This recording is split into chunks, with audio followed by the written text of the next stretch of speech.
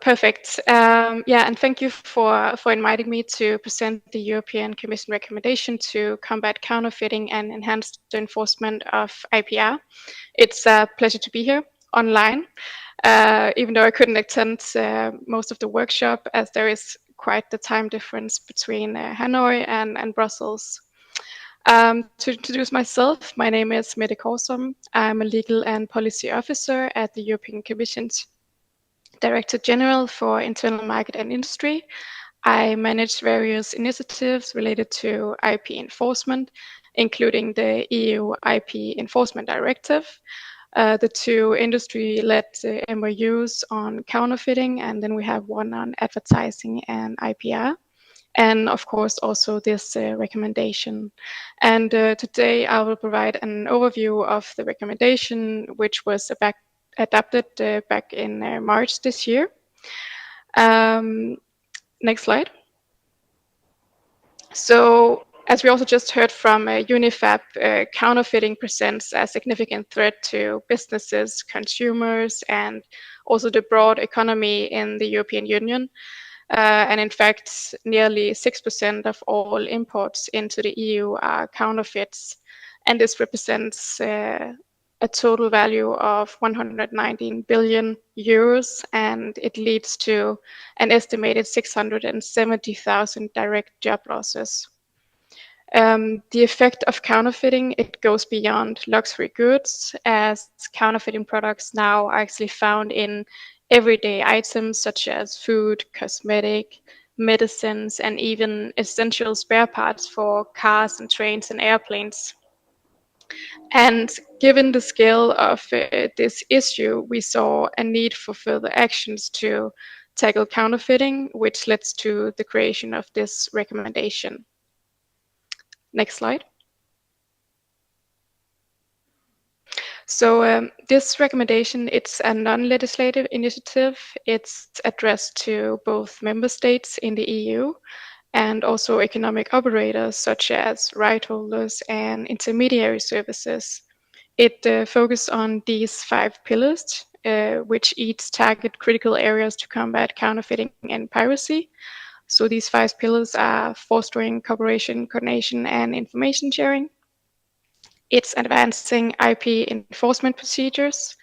It's adapting IP practices to AI and virtual worlds.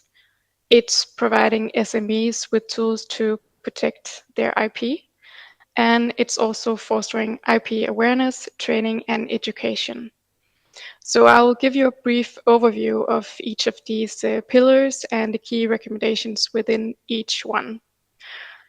So the first pillar is fostering cooperation, coordination, and information sharing. And cooperation and information sharing among all the relevant stakeholders is vital for effective IP enforcement. And counterfeiters, like legally operating businesses, they rely on intermediaries to sell and distribute their IP infringing products. So under this pillar, we encourage stakeholders, and here particularly the intermediaries such as transport service providers, payment service providers, and social media platforms to implement best practices to prevent the misuse of the services to sell and distribute counterfeits. And I'll just provide you with a few examples. So first, we recommend that transport providers, including postal and logistics services, they verify the identity of their business partners, and that they avoid doing businesses with entities that are known to engage in illegal activities, such as also the sale of counterfeit goods. This could, for example, be by checking denied parties list of companies that have been denied shipping privilege. Second, we see that payment service providers could also play an important role in tracking or tackling counterfeiting by setting up a notification system for right holders to report IP infringing activities.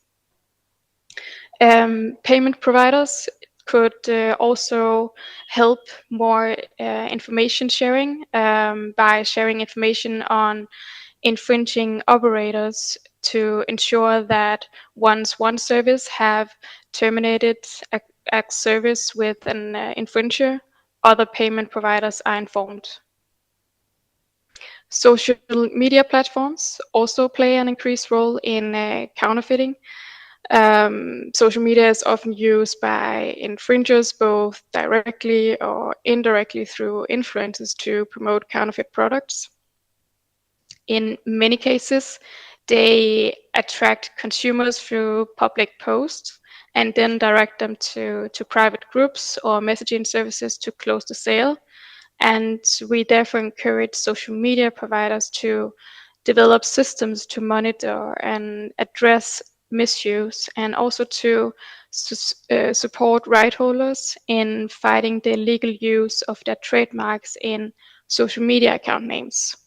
And finally, we also have some suggestions for the domain name providers, and we encourage them to verify the identity of the registrant and perform checks to detect fake or misleading information such as typo squatting. Additionally, they could also set up some alert systems to notify right holders when a domain name that is identical to their trademark is registered. So you could say that all of these good practices should, of course, be combined with other recommendations on enhancing cooperation and information sharing, such as, for example, designating a single contact point to address topic related to IP enforcement. And this should also include market surveillance authorities. We observe that these authorities often do not take actions when they find evidence of counterfeits during their investigations, either because they lack the mandate or the knowledge to actually enforce these IP rights.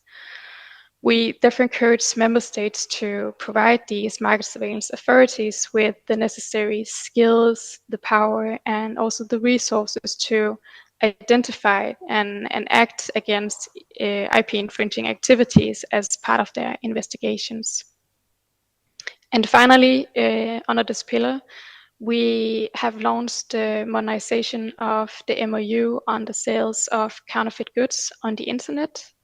And this MOU aims to prevent counterfeit goods from appearing on online marketplaces. But now that we have the DSA and we had implemented the DSA, we see a need and also an opportunity to reflect on the future of this MOU to ensure that it remains fit for purpose in a new digital and legal landscape. Next slide. So the next pillar is advancing IP enforcement procedures. And this pillar aligns with the EU IP Enforcement Directive, and it provides recommendation for member states to adapt their enforcement practices to or procedures to new counterfeiting and piracy practices.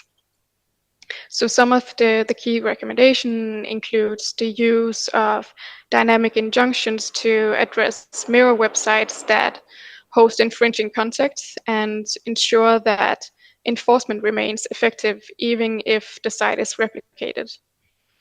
We also want to make sure that the damage awarded to right holders reflect the actual harm caused, and this could also include moral damage, because appropriate damage are essential to account for not only the financial losses, but also to reputational harm. Alternative dispute resolution is another area we highlight, as it provides a more cost-effective and efficient way for right holders, and especially the small and medium-sized companies, to address IP disputes.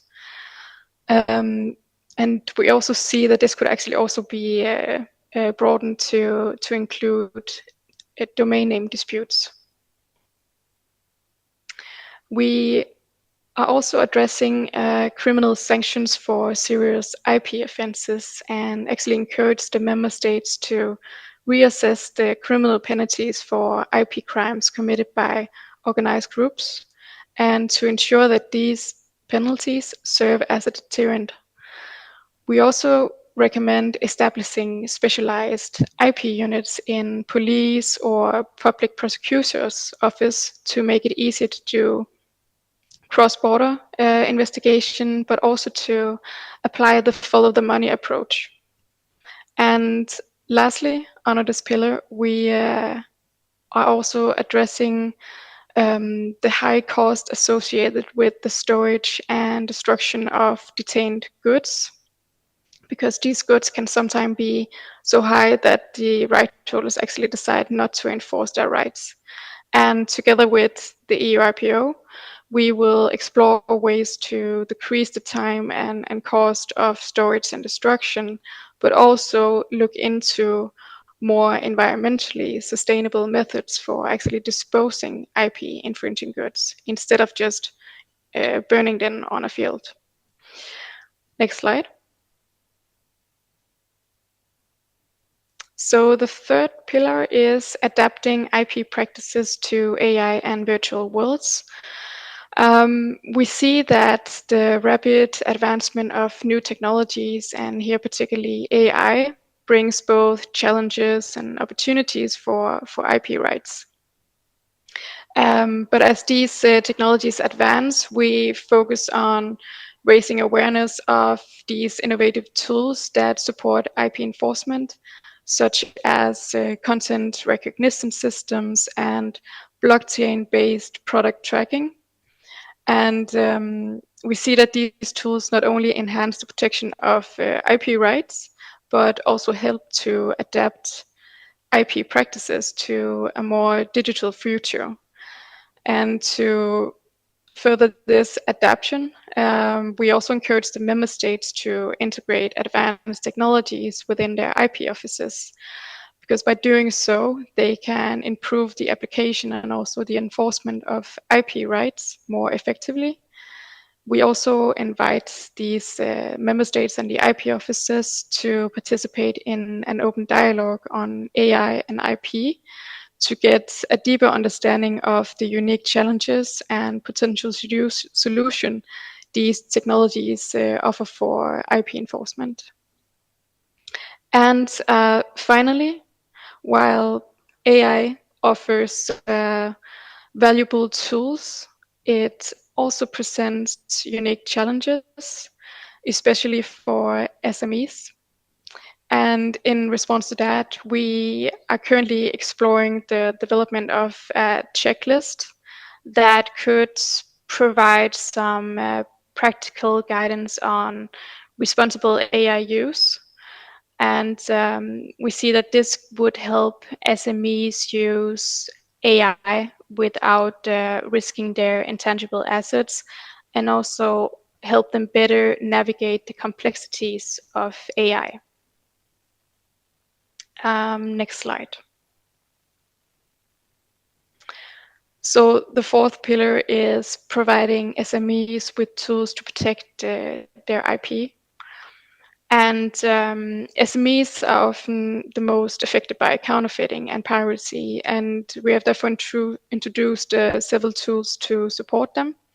So one of them is the IP scan enforcement voucher, and this is a service that can provide SMEs with a consultation and a report on IP enforcement issues where a conflict with another party already exists, or where there is a high risk of a conflict. And this is not intended to cover formal enforcement activities, such as, for example, filing litigation actions, but it should be seen as an initial advice on how to resolve an IP enforcement issue. Another tool that we are promoting is the Cyber Theft Prevention Toolkit. And this toolkit is designed for SMEs in high-risk sectors like energy, biotechnology, defense, and transport.